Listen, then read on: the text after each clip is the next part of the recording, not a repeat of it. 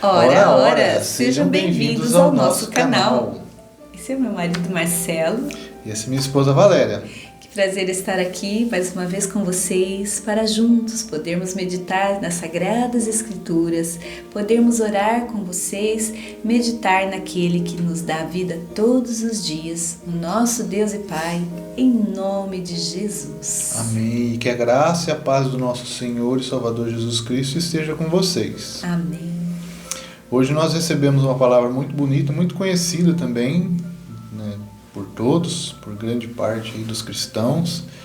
É uma palavra que está lá no livro de 1 Coríntios 13, que fala sobre o dom supremo que é o amor. É até tema de uma música muito conhecida daquele grupo Legião Urbana. Uma letra muito bonita, é um tema muito bonito, muito necessário ser pregado nesses dias. Então nós vamos ler para vocês esse trecho, o 1 Coríntios 13, que ele é curtinho, então dá para ler ele inteiro e fica mais fácil para a gente contextualizar depois dentro do que a gente vai comentar com vocês. O amor é o dom supremo. Paulo, dizendo, quando ele escreveu essa carta, ele diz o seguinte: o amor é o dom supremo. E eu passo a mostrar-vos ainda um caminho sobremodo excelente. Ainda que eu fale a língua dos homens e dos anjos, se não tiver amor, serei como o bronze que soa ou como o símbolo que retine.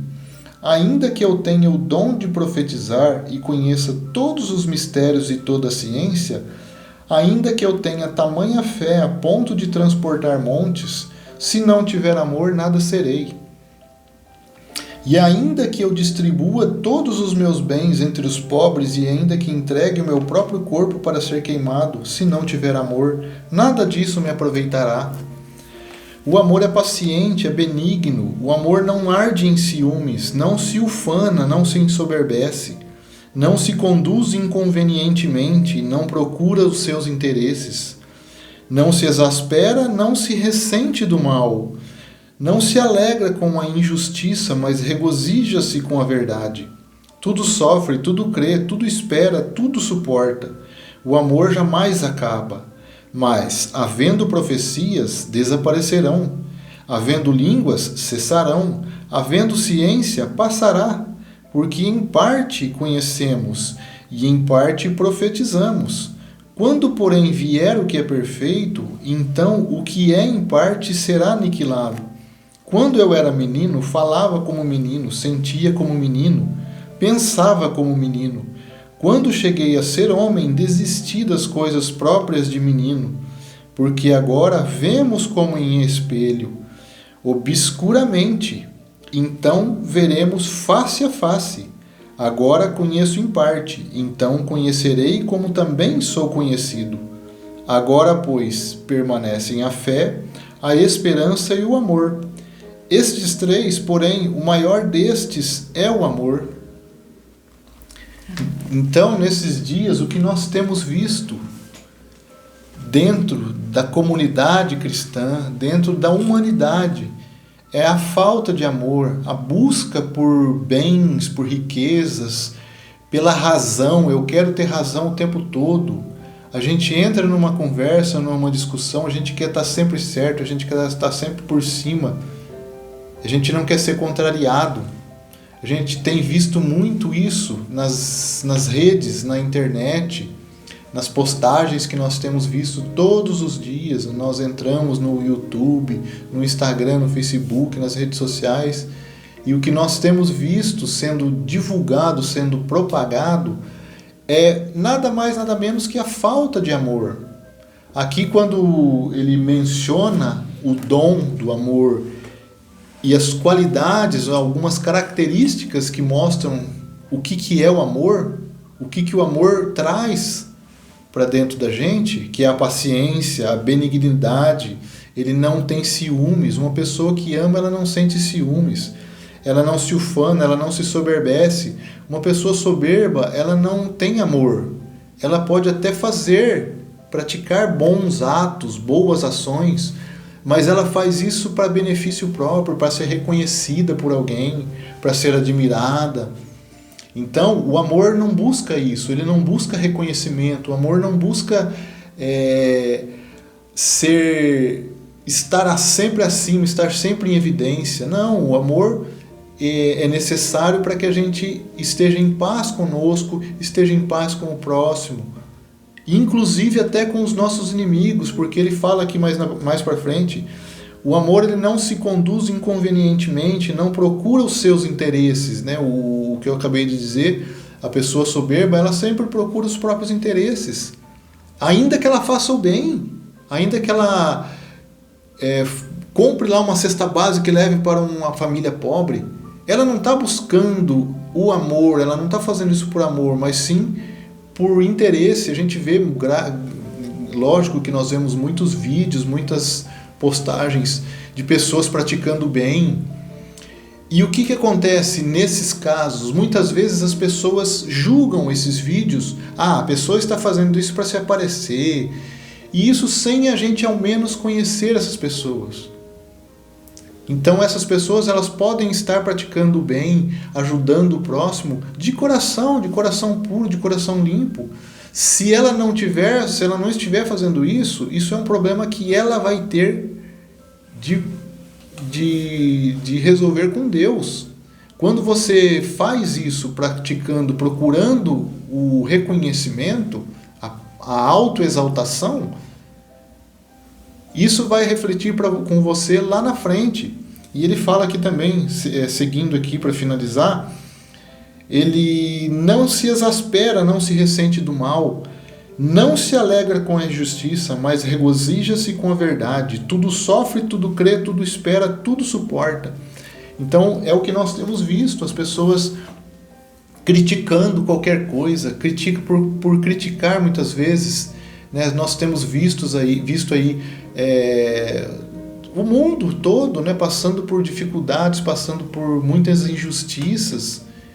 E as pessoas muitas vezes, quando vem lá, por exemplo, um político que realizou, que é corrupto, que é reconhecidamente corrupto, todo mundo sabe, e ele praticando mal, e de repente acontece alguma coisa com ele é preso, e os crimes que ele cometeu são expostos, as pessoas começam a falar, bem feito, ele precisa ser punido, e na verdade a gente não está tendo compaixão da pessoa, a gente está querendo justiça própria, nós queremos que essa pessoa pague pelos crimes que ela cometeu, mas o cristão ele não tem que agir dessa forma. A gente pensa muitas vezes de forma errada. O cristão ele tem que ter misericórdia, ele tem que ter compaixão, ele tem que buscar o perdão dessas pessoas. Essas pessoas elas precisam conhecer a verdade, eles precisam conhecer o amor. A pessoa que ama, que tem amor no coração, ela não vai praticar esses atos. E quando ela se arrepende verdadeiramente, ela vai pagar de uma certa forma isso com o arrependimento que ela vai ter no coração dela. Então não adianta nada ele pegar todos os bens dele e vender e distribuir aos pobres, para as pessoas que precisam, se ele não se arrependeu verdadeiramente. Nós temos até aquela passagem em que o coletor de impostos chega para Jesus e conversa com ele, e ele fala, né, ele se dispõe a repartir tudo que ele tem com as pessoas, restaurar, né, a vida das pessoas que ele cobrou impostos, que ele roubou, que ele fraudou. E ele faz isso, ele chama Jesus para jantar na casa dele, e ele recebe Jesus e ele se converte verdadeiramente. Então é isso que nós temos que buscar, que isso que nós temos que querer, nós temos que torcer, que orar por essas pessoas, por esses criminosos, essas pessoas que praticam o mal. Nós temos que orar para que eles se arrependam e se voltem para Deus. A justiça, nós não vamos fazer justiça.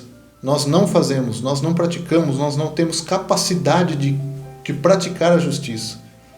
Nós praticamos a justiça própria, aquilo que nós temos em nosso coração. E é isso que essa passagem fala.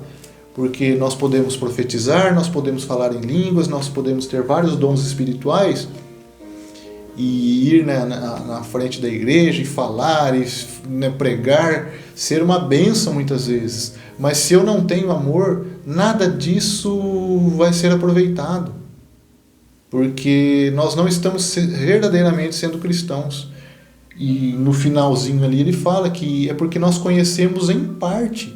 Então a justiça que nós queremos, ela é a justiça pela metade. Nós não queremos a justiça para que a pessoa se converta e se torne uma pessoa boa. Nós queremos justiça para que ela pague o mal, para que ela sofra. Nós não podemos desejar o sofrimento de ninguém. É lógico que é muito fácil a gente falar isso quando a gente não passou por alguma cobrança. Mas nós temos que pensar sempre dessa forma. Vamos orar por aqueles que praticam mal, orar por aqueles que cometem crimes, para que eles se arrependam e eles vão ter com Deus. Vamos deixar a justiça com Deus, vamos praticar o amor, porque também quando você pratica o amor, o seu coração fica em paz, ele se transforma e você vai ter muito mais tempo para pensar em outras coisas, em fazer o bem, buscar a felicidade verdadeira. E com isso também você está se aproximando cada vez mais de Deus e fazendo com que o seu coração seja uma morada do Espírito Santo pura e verdadeira. Amém? Vamos praticar o amor. Amém? Amém. Louvado seja Deus. Vamos buscar a Deus em primeiro lugar e toda essa sabedoria que a gente precisa ter para enfrentar o dia a dia, para enfrentar as pessoas que se levantam contra nós. É o Espírito Santo quem dá. Vamos conhecer a verdade e a verdade vai nos libertar. Muitas vezes nós não nos preparamos para enfrentar o mal da maneira adequada. Nós não oramos, nós não colocamos a nossa vida diante de Deus. Ao levantar, vamos colocar a nossa vida diante de Deus.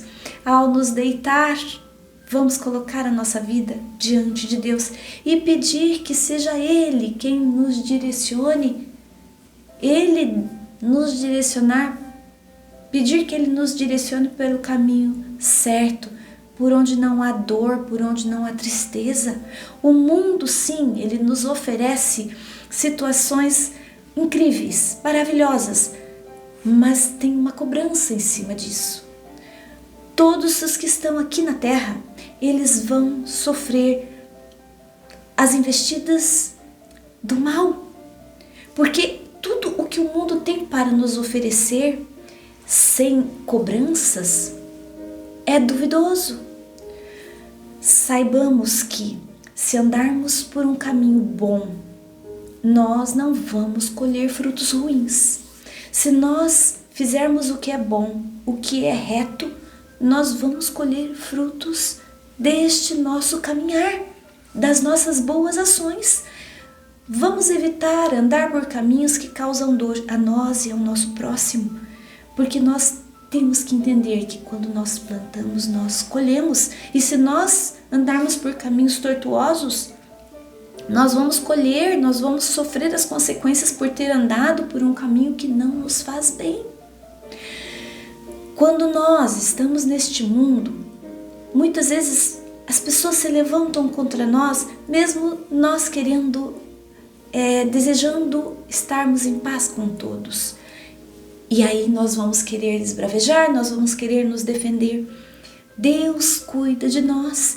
Deus é o nosso defensor, o nosso protetor, o nosso cuidador.